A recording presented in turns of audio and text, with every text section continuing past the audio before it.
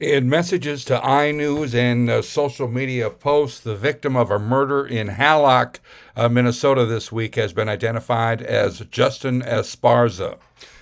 For background on all this, here's our report on the charge filed against Jordan Hanson this week. In court documents, Eparza is referred to by his initials J.E. 23-year-old Jordan Hanson of Kennedy, Minnesota, has now been charged with second-degree murder and third-degree murder in the shooting of a man in Hallock, Minnesota. The second-degree murder charge carries a maximum sentence of 40 years in prison. According to court documents, a family member told a deputy that Hanson was delusional from using drugs.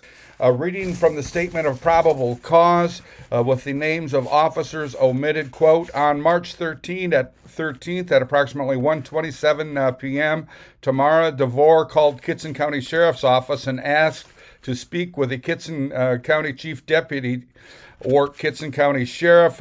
Ms. DeVore informed the deputy that her daughter, Hanson, was with her. Hanson had told Ms. DeVore that Hanson was just at J.E.'s residence in Hallock. The murder victim in this has not been identified yet. And Hanson said he'd shot him in the head.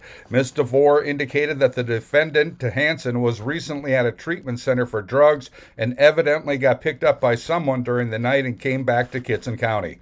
Ms. DeVore also said the defendant, Hanson, has J.E.'s dog and his vehicle. Ms. DeVore said that she and Hanson are at their house, at Ms. DeVore's house in Kennedy. Hanson then got on the phone. Hanson said she did not want to have the conversation over the phone, but would rather talk in person. Hanson said something about having J.E.'s car and his dog. Hanson sounded as if she was under the influence of drugs.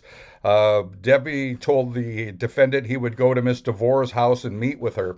After the phone call, Miss DeVore and the defendant and the phone call ended, and the deputy left for Miss DeVore's residence in Kennedy. During the conversation, Miss DeVore and the defendant, other daughter, called at approximately 1:28 p.m. and reported that her sister apparently shot J.E. She requested someone go check on J.E. At 1:34 p.m., several different agencies, law enforcement, went to J.E.'s residence here in Hallock. The sheriff knocked on the door. There was no answer. Opened the door and yelled out to J.E. with no response. As the sheriff walked through to view the living room, he observed a male lying face down with his lower half on the floor and upper half on the couch. There was a significant amount of apparent coagulated blood on the couch, around his head, and on the floor. There was apparent blood on both sides of his head, with a trail of blood coming in from his ears to the couch cushion. The male was deceased. There was a black semi-automatic handgun lying on the couch just a couple of feet from the deceased. Law enforcement recovered a Smith & Wesson 9mm during the deceased. There was a casing lying on the floor next to the couch. Law enforcement quickly searched the rest of the house for any other people, but nobody was there.